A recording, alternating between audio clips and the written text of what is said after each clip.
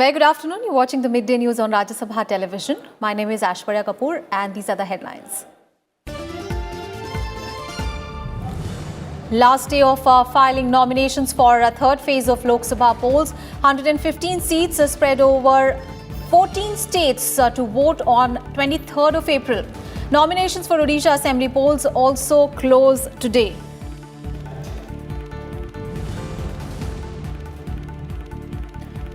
Rahul Gandhi files nominations from Wayanad Lok Sabha seat in Kerala, holds a roadshow.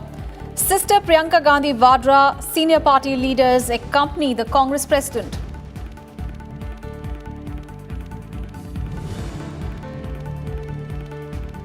Rajnath Singh campaigns in UP's Bulletin, says Prime Minister Modi's government has been free of corruption taint. BJP ties up with the Rashtriya Loktantrik Party in Rajasthan. UP Nishad Party in Uttar Pradesh joins NDA. Former Congress MP Ananda Bhaskar Rapolu joins BJP. Reserve Bank of India lowers the repo rate by 25 basis points to 6%, makes a second cut in 2 months, maintains a neutral stance on monetary policy. RBI also projects a GDP growth at 7.2% for this fiscal year.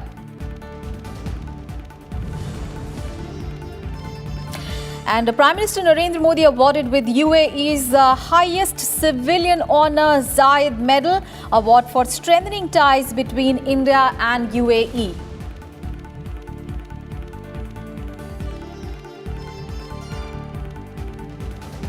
First of all, the election-related news.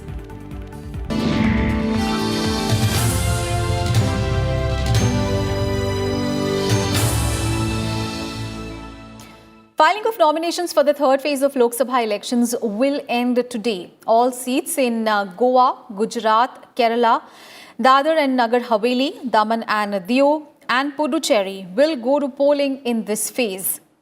Besides this, voting will also take place for 14 seats each in Maharashtra and Karnataka, 10 seats in Uttar Pradesh, 7 in Chhattisgarh, 6 in Odisha, 5 each in Bihar and West Bengal, 4 in Assam and 1 in Jammu and Kashmir in this phase.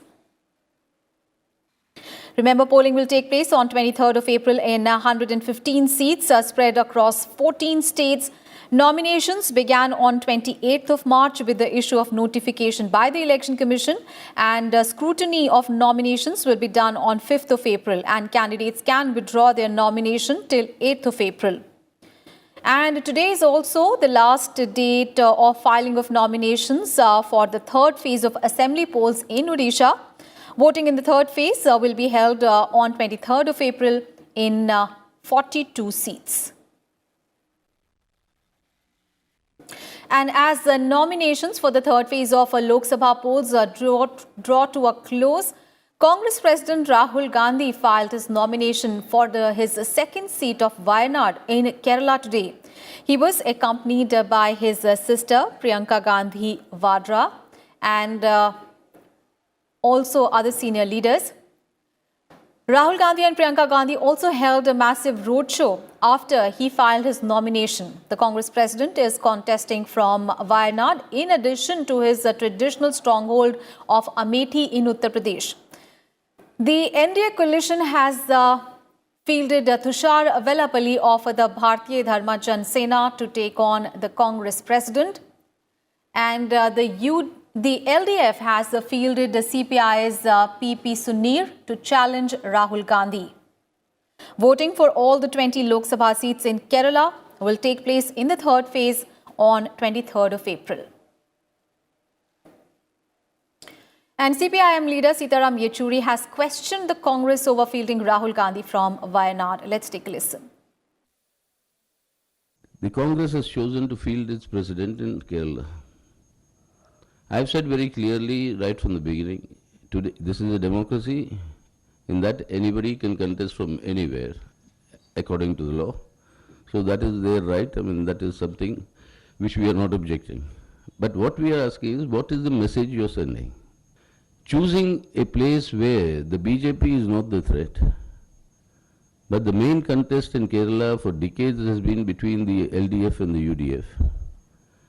So targeting in this situation to defeat the LDF rather than the BJP, what is the signal that the Congress wishes to give? And Union Home Minister Rajnath Singh addressed a public rally in Bulandshahr in Uttar Pradesh today. The Home Minister campaigned for BJP candidate from Gautam Budh Nagar Lok Sabha seat, Dr. Mahesh Sharma. Sikandrabad and Khurja Assembly constituencies in Bulandshahr fall under Gautam Budh Nagar Lok Sabha seat. लेकिन इतनी बात मैं दावे के साथ कह सकता हूं बहनों भाइयों, भारत ही नहीं दुनिया का कोई व्यक्ति उंगली उठाकर नहीं कह सकता कि हमारे प्रधानमंत्री नरेंद्र भाई मोदी के दामन पर कोई भ्रष्टाचार की दाग लगी हुई हो, ये कोई नहीं कह सकता।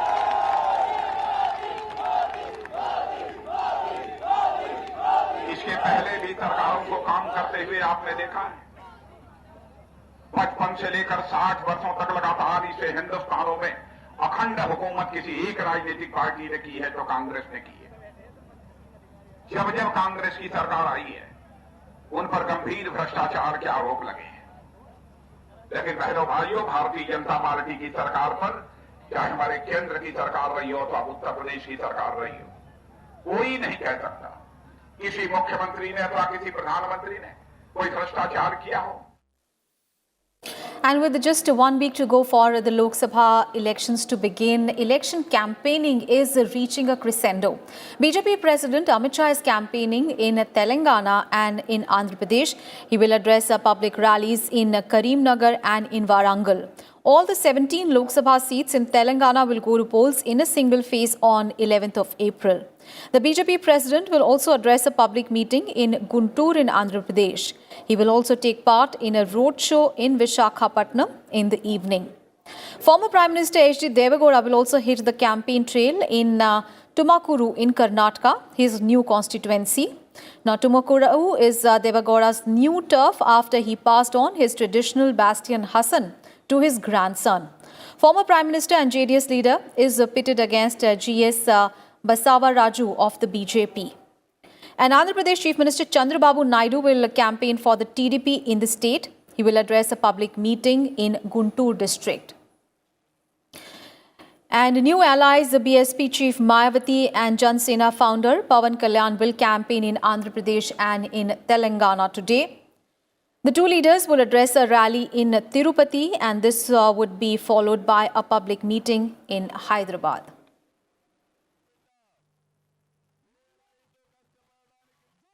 News from Uttar Pradesh now, where the BJP has formed an alliance with the Nishad party. This is for the upcoming Lok Sabha elections. Now, Nishad party leader and Gorakhpur MP Praveen Nishad joined the Bharatiya Janata Party today. Praveen Nishad had defeated the BJP candidate in the Gorakhpur by-polls. The Nishad party had recently split from the Samajwadi Party.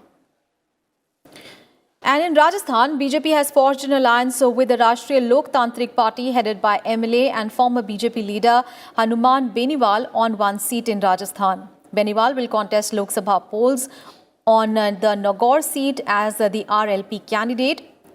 Jat leader Beniwal had floated his own party, RLP, ahead of the 2018 assembly elections, and his party had won 3 seats, including one by Beniwal.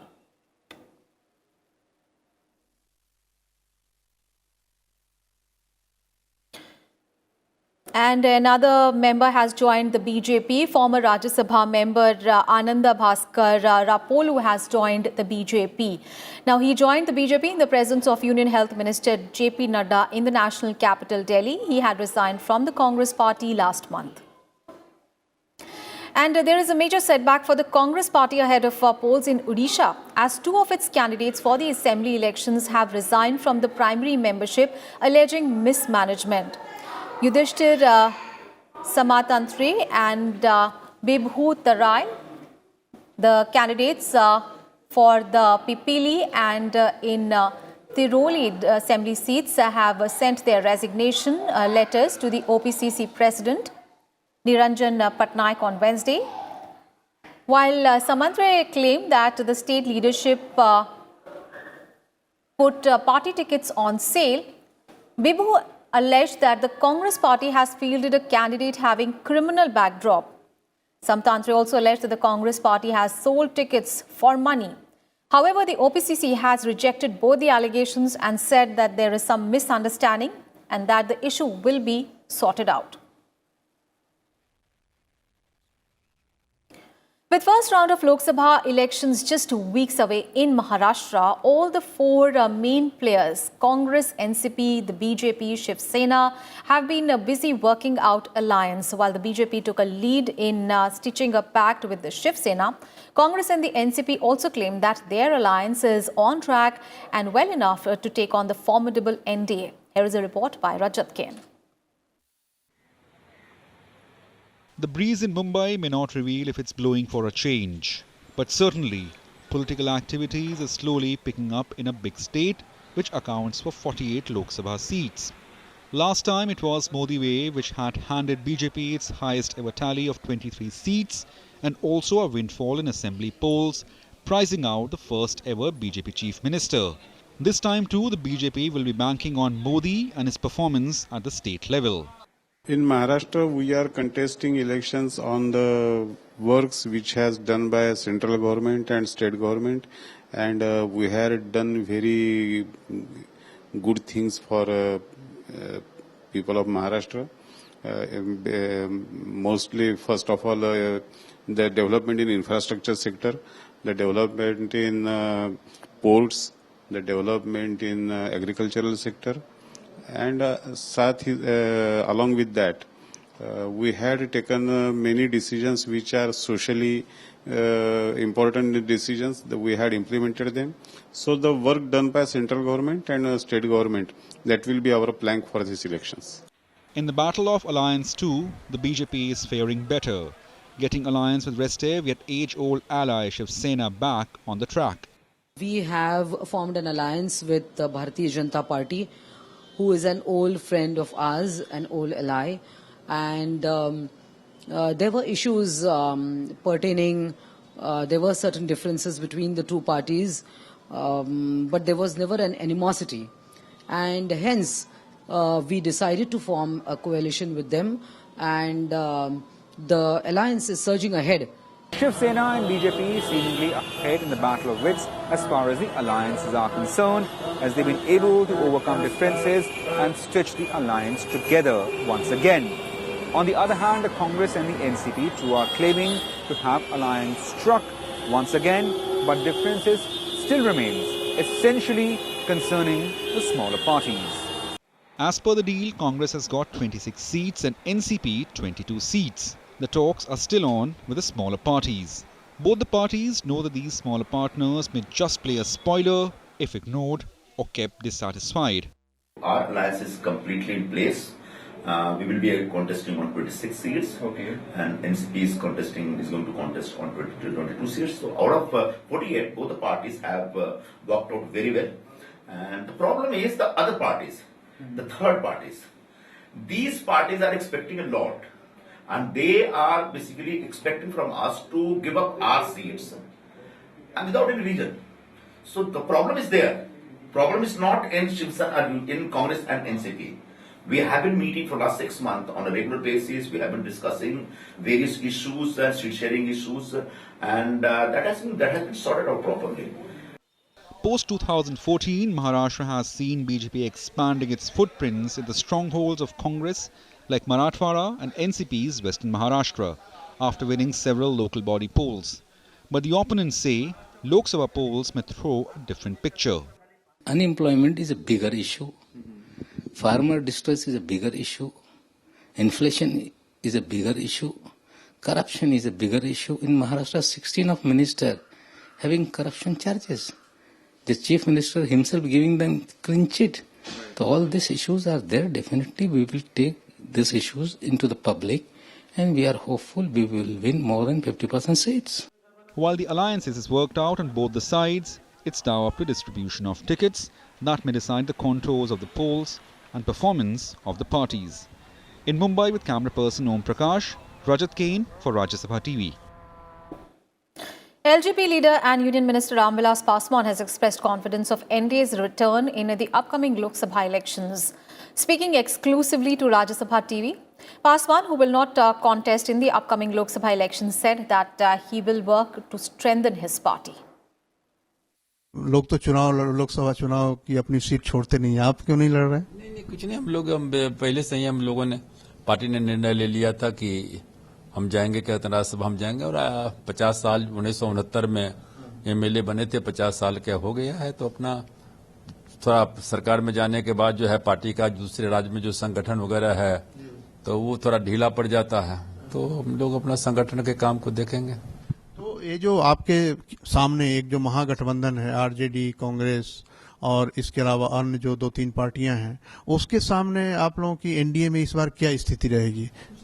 अभी तो बना ही नहीं, उनका कहाँ है, अभी तो seat, वो तो गठबंधन, वो तो गठबंधन ही नहीं है, तो महागठबंधन क्या हो, कहाँ बन गया है? वहाँ क्या कहते हैं कि वो जो दोनों क्या कहते हैं कि जो तेजस्वी है और तेज प्रताप है, वहाँ अपने लठम लट्टी हो रहा है, तो कहाँ बन गया है?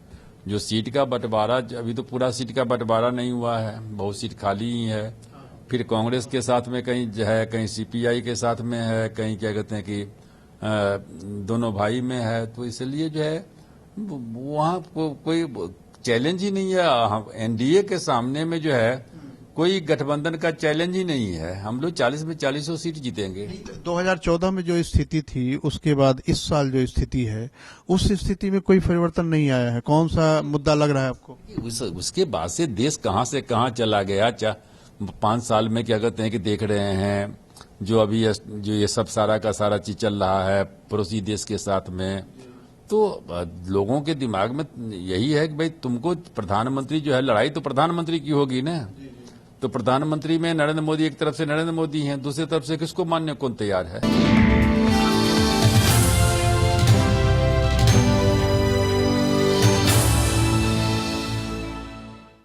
Those were all the election-related news. We'll take a very short break here. We'll be back with more news on the other side. Stay tuned.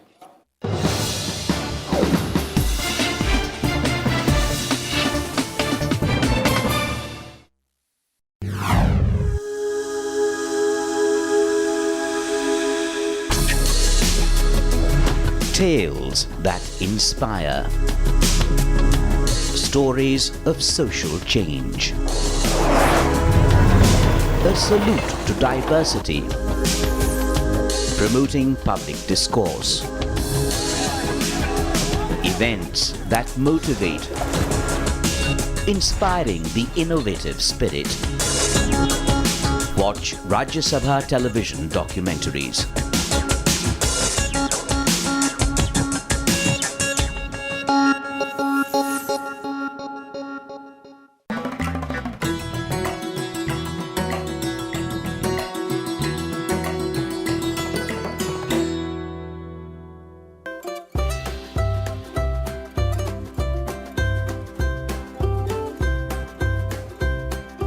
Delhi for centuries has nurtured many kingdoms and rulers. These kingdoms have left us several significant monuments with an incredible history to tell. Among these monuments is one which is in the midst of posh bungalows in Hauz Khas area, the Chor Minar. Built under the rule of Alauddin Khilji, telling a statement of his rule, is believed to have stood out as a deterrent for thieves and thugs who attempted to venture in his kingdom. Built in 13th century, the pillar is made of rubble masonry and stands at the center of a platform. Each of the 4 sides of the platform has 3 arched recesses with a doorway on one side leading to a spiral staircase.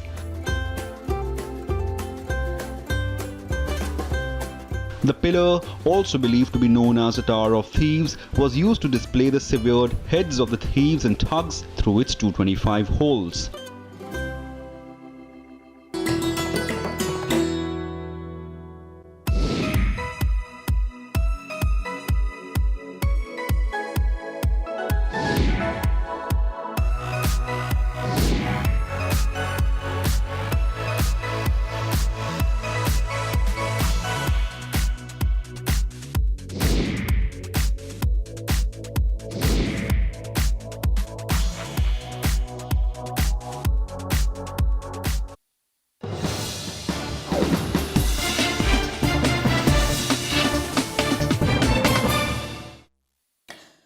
The Reserve Bank of India today announced its monetary policy for this fiscal year. The RBI cut its repo rate, or the rate at which it lends to the banks, by 25 basis points to 6%.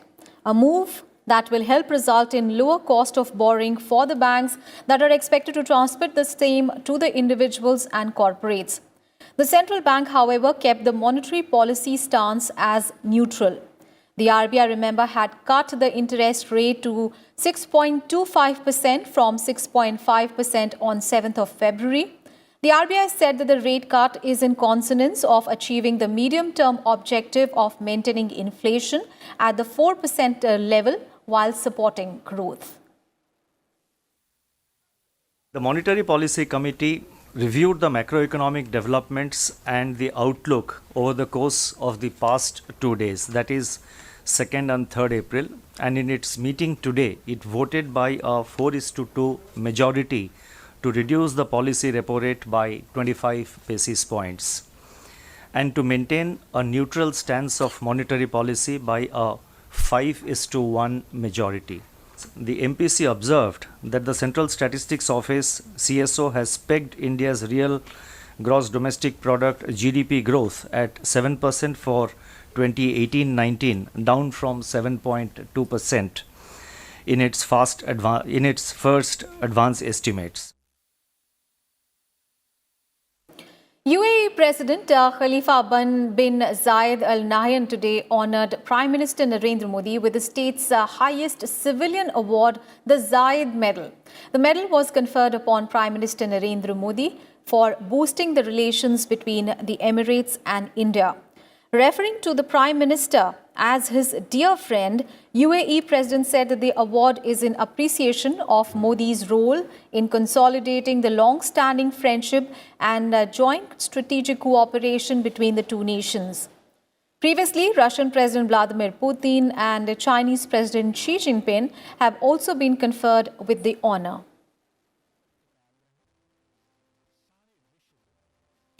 The top international focus now. UK lawmakers have finally agreed on something related to Brexit. By the narrowest of margins, the House of Commons voted in favour of a legislation which forces the UK government to request another extension to the Brexit process.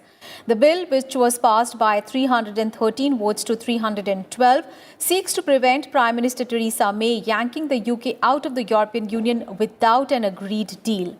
The MPs voted by a majority of 1 to force the Prime Minister to ask for an extension to the Brexit process in a bid to avoid any no-deal scenario. Labour's Yvette Cooper led the move, which the House of Commons passed in one day. It will now need Lord's approval to become a law, while it would be up to the European Union to decide whether to grant any extension. The bill came after Theresa May met Jeremy Corbyn for Brexit talks. The discussion between the two leaders, which were described as constructive, are expected to continue through the day today as well. However, the two ministers have resigned from May's government in protest at her efforts to seek a compromise with the opposition leader, Jeremy Corbyn. Sports news now. Top Indian shuttlers PV Sindhu and Kidambi Srikanth have advanced to the second round of the Malaysian Open World Tour Super 750 tournament in Kuala Lumpur on Wednesday. However, Saina Nehwal failed to cross the opening hurdle at the tournament as she lost to Chonchu Wing Ponwapi of Thailand 22-20, 15-21, 10-21. Fifth seed PV Sindhu now will look to avenge her All-England loss against Korea's Sung Ji-hyun, whom she faces next, while Srikanth will meet Thailand's Kosit Predpadab today.